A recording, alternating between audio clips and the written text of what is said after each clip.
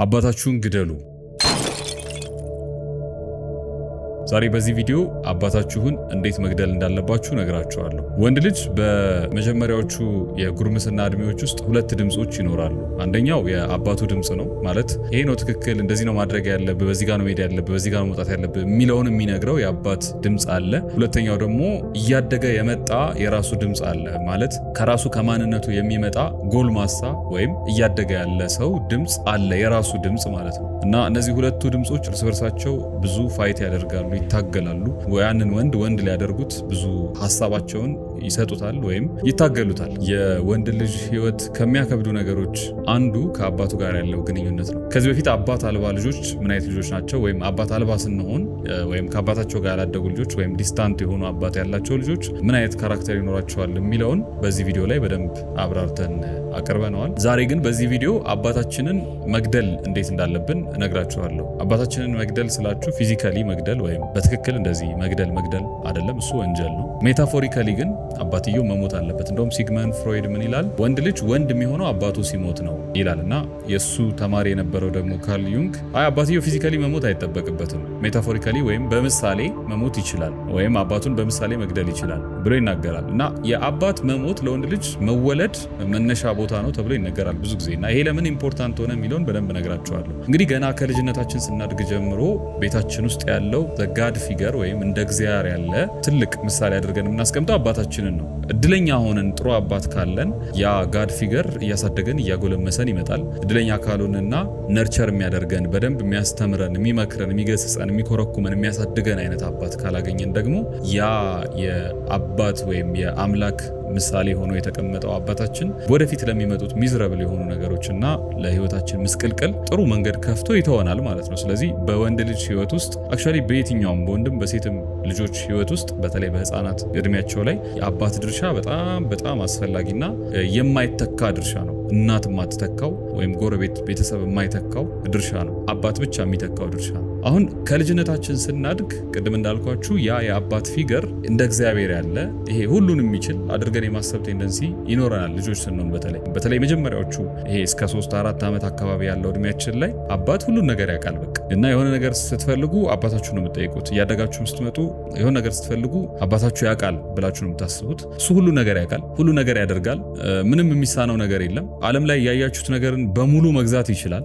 በቃ ይሄን ግዛልኝ ነው የምትሉት እንጂ ገንዘብ ከየት ያመጣል፣ አቅሙ አለው ወይ፣ መግዛት ይችላል ወይ የሚለውን ነገር አታስቡ። ምክንያቱም ገና ልጅ ስለሆናችሁ እና በአእምሯችሁ ውስጥ ደግሞ ያንን የአባትን ፊገር ይሄ አልቲሜት ጋድ ፊገር አድርጎ የማሰብ ዝንባሌ ስላለ ማለት ነው። አሁን በዚህ ውስጥ ምን ይዘን እናድጋለን? አባታችን ሁሉ እንደሚያውቅ ሁሉን እንደሚችል አድርጎ የማሰብ ዝንባሌን ይዘን እናድጋለን። የመጀመሪያው ብሬክዳውን የሚገጥመንን ጊዜ እንዴት ሊሆን እንደሚችል ዝም ብዬ በምሳሌ ላስረዳችሁ። እንግዲህ አብዛኞቻችን የኢትዮጵያ ልጆች አባቶቻችን የተማሩ ናቸው ለማለት ያስቸግራል። ማለት የተማረ ቤተሰብ አለ፣ ግን የአብዛኛው የማጆሪቲ ቤተሰብ የተማረ አይደለም ወይም ሃይሊ ኤጁኬትድ አይደለም። አትሊስት የሃየር ኤጁኬሽን አክሰስ አልነበራቸውም። ዩኒቨርሲቲ ምናምን የመግባት ብዙዎቹ እድሉ አልነበራቸውም። የገቡ ካሉና ያን እድል ካገኙ በጣም አሪፍ ነው፣ ጥሩ ነው። ግን የአብዛኛው ሰው እንደዛ አይደለም። እና ትምህርት ቤት አካባቢ ምናልባት አባትህ ከ6ኛ ክፍል ያቋረጠ ቢሆን ወይ 4ኛ ክፍል ያቋረጠ ወይ መሰረተ ትምህርት ላይ ፎርዛት ማተር መሰረተ ትምህርት ላይ በደርግ ጊዜ በዛ ያቋረጠ ከሆነ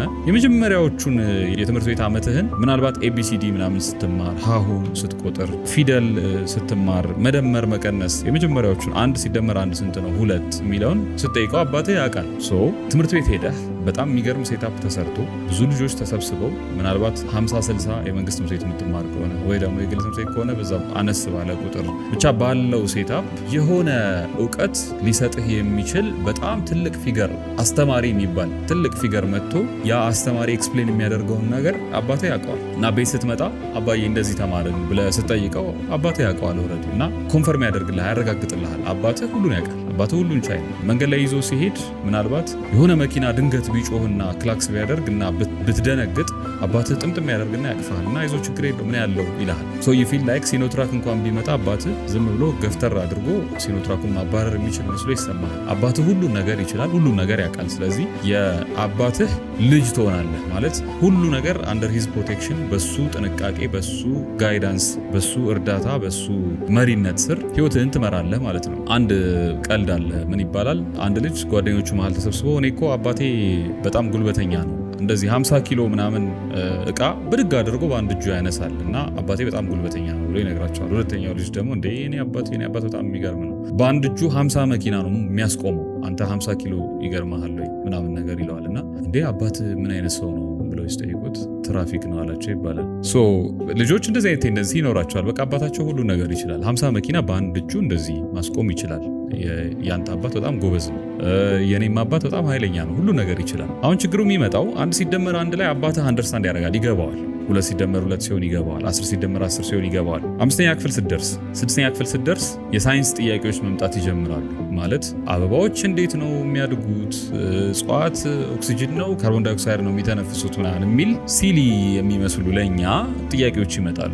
አባትህ እነዚህ ነገሮችን አያውቅም እና ፕሮባብሊ ይሞክራል እንደምንም የሆነ ነገር አድርጎ ለአንተ ሲል ያስረዳሃል። ከዛ 10ኛ ክፍል አካባቢ ምናምን ትደርሳለህ እና ኢንቴግሬሽን ዴሪቫቲቭ ስትለው አባትህ አያውቅም እና የመጀመሪያው ብሬክዳውን የሚፈጠረው የዛ ጊዜ ነው። አባትህ አያውቅም፣ ኢንቴግሬሽን ምን እንደሆነ አያውቅም፣ ዴሪቫቲቭ ምን እንደሆነ አያውቅም። ምናልባት ስለ ባዮሎጂ አሁን አንተ የምታውቀውን ኮምፕሌክስ የሆኑ ነገሮች አያውቅም እና ዩ ፊል ዲስአፖይንትድ። ሁሌ የምታስበው የቤት ስራ ሲሰጥህ ወዲያውኑ መተህ ብዙ አትደነግጥም። ምክንያቱም ቤት መተህ የምትጠይቀው ሰው አለ። ሁሌ ሰፈር ውስጥ የሚያስፈራራህ የሚደበድብህ ልጅ ካለ ልክ ሊጣላህ ምናምን ሲሞክር ብዙ አትደነግጥም።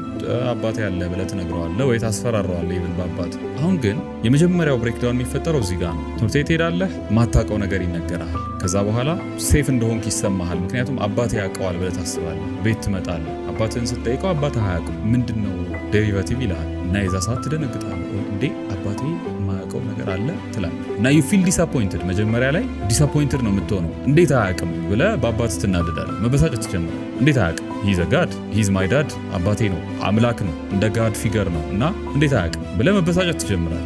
ያ ዲስአፖይንትመንት ምን ውስጥ ይከትሃል? ይሄ ብቸኝነት ውስጥ ይከትሃል። ማለት ከዚህ በኋላ አባትህ የማያውቃቸው ነገሮች አሉ ማለት ነው እና ዋት ዱ ዩ ዱ? አባትህ የማያውቃቸው ነገሮች ሲኖሩ ሌሎች ኦልተርናቲቮች መፈለግ ትጀምራለህ። ምናልባት የዚህ ሰዓት ላይ ሌላ ትራፕ ውስጥ ልትወድቅ ትችላለህ። የሚያውቁ የሚመስሉ ጓደኞችህን ትሰበስብና የሆነ ነገር ሲኖር ለጋይዳንስ እነሱ ላይ ሪላይ ማድረግ ትጀምራለህ ወይ በእነሱ መመካት ትጀምራለህ። እንደዛ ውስጥ ከገባህና እነዚህ ጓደኞች በጣም ዱርዮች ከሆኑ ዱርዬ የሆነ ትቀራለህ ማለት ነው። ማለት ከአባትህ የተሻለ የሚያውቁ ሰዎች አገኘህ ወይ የተሻለ ጋድ ፊገር አገኘህ፣ እነሱን ተከትለህ ትጠፋለህ ወይ አመፀኛ ትሆናለህ። በአባት ላይ ማመፅ ትጀምራለህ እና በቃ አያውቅም፣ ስለዚህ ከዚህ በኋላ አልሰማው ማለት ትጀምራለህ። ዩ ፊል ዲስአፖይንትድ። መጀመሪያ ቅር የመሰኘት ስሜት፣ ብቸኛ የመሆን ስሜት፣ ባዶ የመሆን ስሜት፣ አንተ ብቻህን እንዳለህ ስሜት ይሰማሃል። እቺ ሞመንት ክሪቲካሊ ከታየች በደንብ ሲሪየስሊ ከወሰድናት በጣም ኢምፖርታንት ሞመንት ናት። ምክንያቱም ከህፃንነት ወደ ኃላፊነት ወደ አዋቂነት የምንሸጋገርባት እድሜያችን አካባቢ ነው እቺ ነገር ብዙ ጊዜ የምትፈጠረው እና ሰፈር ውስጥ ስትደበደብ የሚያተርፍህ አባትህ ነው ብያለሁ። ምናልባት ግን ከአባትህ የተሻለ ጉልበተኛ ሰው ቢመጣና አባትህን ቢደበድበው ዩ ፊል ዲስአፖይንትድ። ኦኬ በቃ ከዚህ በኋላ አባትህን መደብደብ የሚችል ሰው አለ ማለት ነው። የሆነ ነገር ቢፈጠር አባቴ ብለህ መደበቅ አትችልም። ስለዚህ የዚህ ሰዓት ከራስህ ጋር መታገል ትጀምራለህ። ምንድነው ማድረግ ያለብኝ ብለህ ወይዎችን ፊገር አውት ማድረግ ትጀምራለህ። እና ወንድ ልጅ የወንድነት ጥያቄ ማንሳት የሚጀምረው አባቱ ሲሞት ነው። እና አባትህ ፊዚካሊ እንኳን ባይሞት ፊዚካሊ ከሞተ ፊዚካሊ ካጣኸው የዚህ ሰዓት አንተ ነህ በርደኑን መሸከም የምትጀምረው። ኢቭን እንኳን ያንተን የአባትህን በርደኑላ መሸከም ትጀምራለህ እንደ ኢትዮጵያ ባለ ቤተሰብ ውስጥ። ግን አትሊስት ፊዚካሊ እንኳን ባይሞት አባትህ እንደዚህ አይነት መለያየት ወይም ደግሞ አባትህ የማያውቀው ነገር ሲገጥምህ ኮስችን ማድረግ ትጀምራለህ። ለምን ይሄን አያውቅም እንዴት አያውቅም ብለህ ዲስአፖይንትድ ትሆናለህ። ከዛ መመርመር ትጀምራለህ ጊዜ ወስደህ። ከዛ ኦልተርኔቲቮች ታመቻቻለህ። አሁን አባትህ የማያውቀው ነገር አለ። ስለዚህ የሚደበድብ ሰው ቢመጣ you have to be capable፣ ራስህን ሬዲ ማድረግ ትጀምራለህ። እና ወንድ ልጅ የሚሰራው አባቱ ከሞተ በኋላ ነው። ፊዚካሊ እንኳ ባይሞት ሜታፎሪካሊ ወይም በሀሳብ በአይዲያ ደረጃ አባቱን መግደል መቻል አለበት።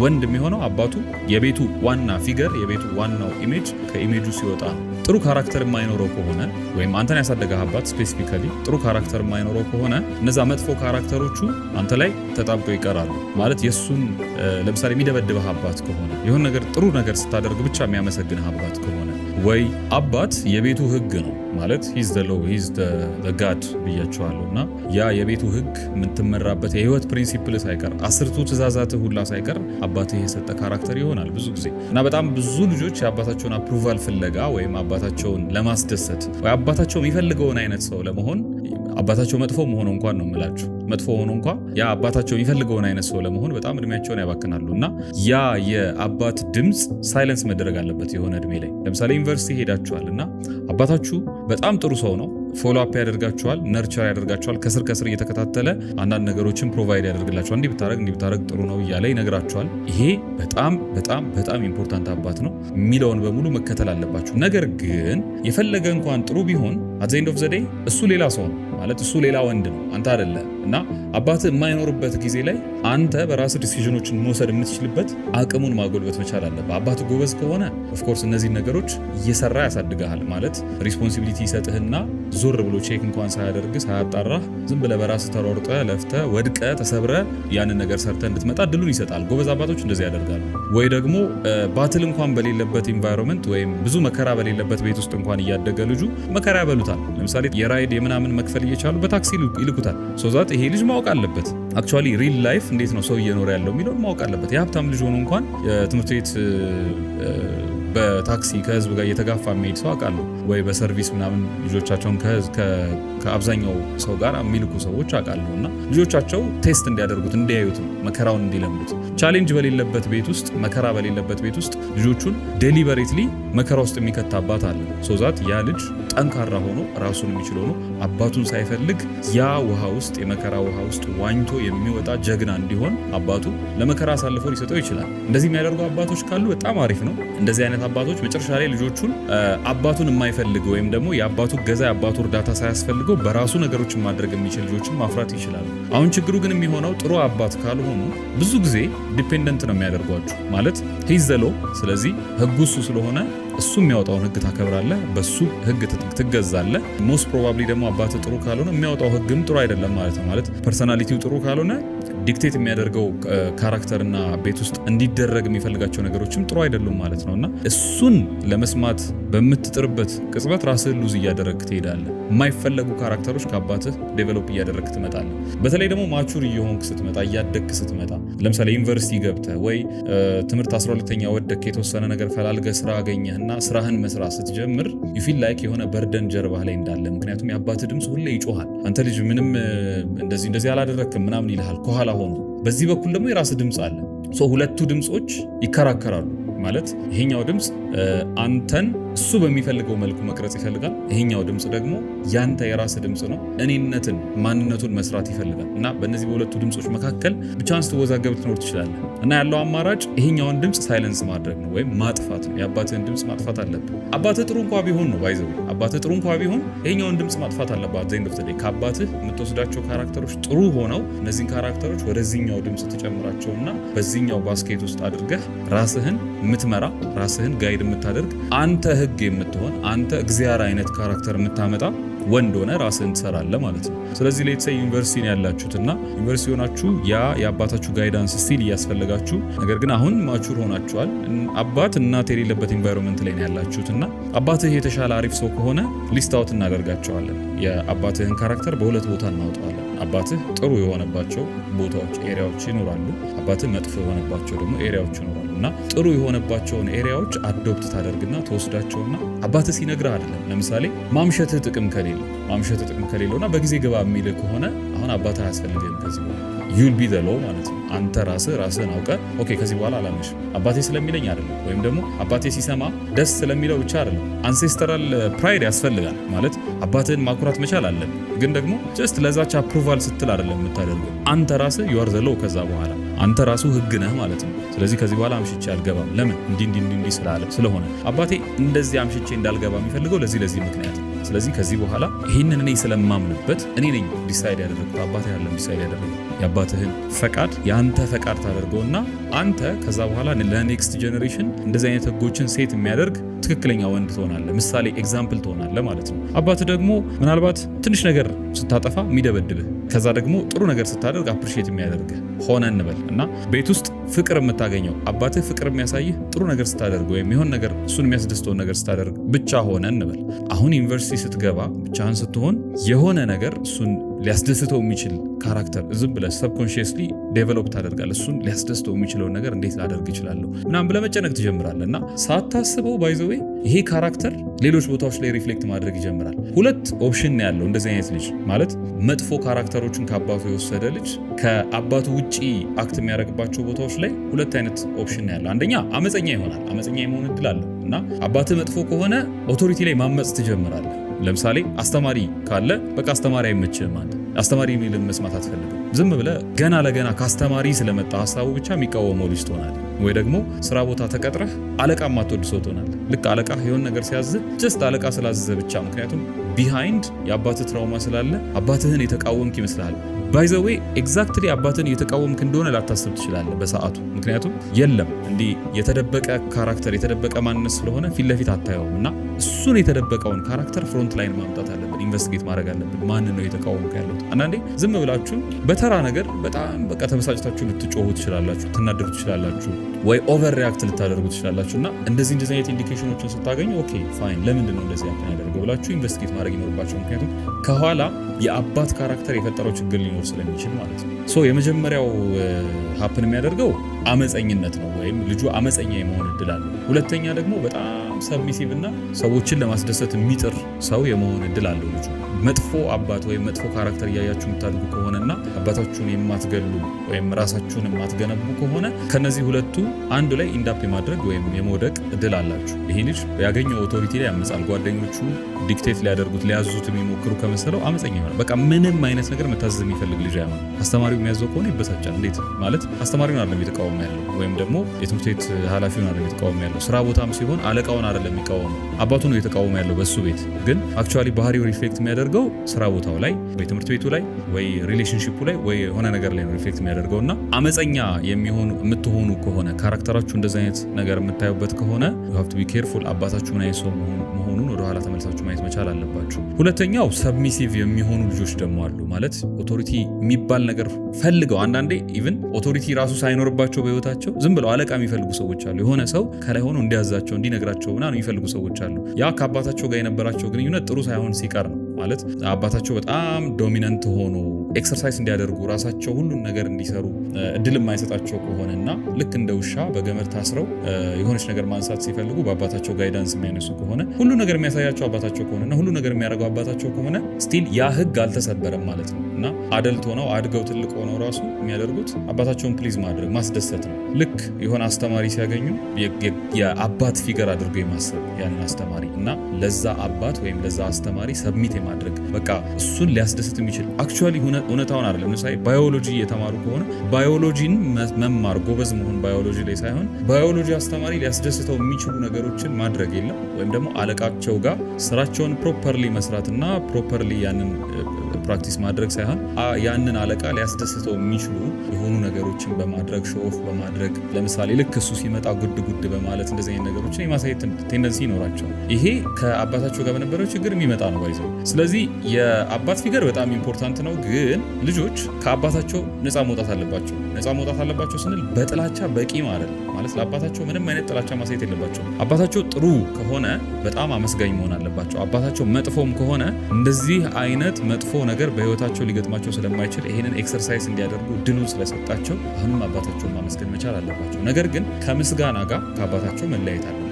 አባቴ በጣም አመሰግናለሁ ይሄንን ሄደው በአካል ይሉታል እያልኳቸው አይደለም። ኦፍኮርስ ግን በልባቸው አባቴ በጣም አመሰግናለሁ፣ የመማር ያለብኝን ነገር በሙሉ ካንተ ተምሬያለሁ፣ መጥፎም ይሁን ጥሩ፣ አሁን ግን እኔ ትልቅ ልጅ ነኝ። ስለዚህ ከዚህ በኋላ ራሴን መስራት መቻል አለብኝ፣ ራሴ ዲሳይድ ማድረግ መቻል አለብኝ። አንዳንዶቹን ነገሮች ወድቄ ራሴ መነሳት አለብኝ፣ አንዳንዱን ጠባሳ ራሴ መቅመስ አለብኝ፣ ቴስት ማድረግ አለብኝ ብሎ ልጅ ሬዚስት ማድረግ ወይም ደግሞ አባቱን ከኢሜጁ ማስወጣት መጀመር አለበት። እንደውም አንዳንዴ ጎበዝ ከሆነ የአባቱን ሌጋሲ ጥሩ ከሆነ አባቱና የአባቱን ሌጋሲ አስቀጥሎ ከዛ ማለፍ ኤክሲድ ማድረግ አለበት። ለምሳሌ በጣም አሪፍ አባት ኖራችሁ ጥሩ ካምፓኒ ያለው ጥሩ ስትራክቸር ሰርቷል እና እዛ ውስጥ ነው የምትሰሩት እና ኢትስ ዘ ጋድ ፊገር መሞት አለበት አፍተር ኦል። ምክንያቱም አለዛ አትወለዱም እናንተ። የአንደኛው ሞት ነው አንደኛውን የሚወልደው። ስለዚህ አባታችሁ እንዲሞት ከፈለጋችሁ ኦኬ አባታችሁን ሰርፓስ አድርጉት፣ እለፉት። ማለት ኢዝ ዘ ቢግ ቦስ፣ በቃ ሁሉን ነገር የሚያደርገው ሰውዬ ነው እሱ ሰውዬ አለቃ ነው። ሁሉን ነገር የሚመራው እሱ ነው። በጣም ብዙ ሰራተኛ ይታዘዝለታል። ትልልቅ ቢዝነስ ትራንዛክሽኖችን የሚሰራው እሱ ነው።